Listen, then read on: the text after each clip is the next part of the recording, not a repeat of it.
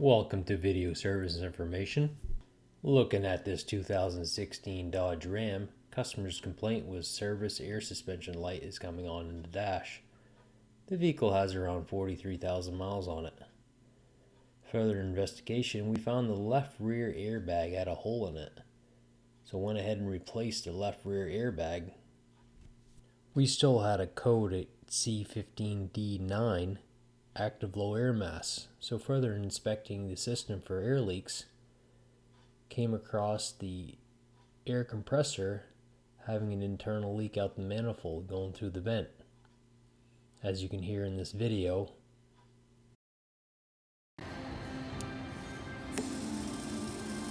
You can hear me stop it, right? keep going.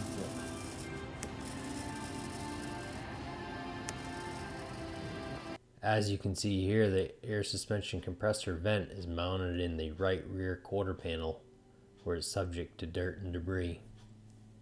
Recommending a new air suspension compressor to fix the issue. Don't forget to subscribe. Thank you.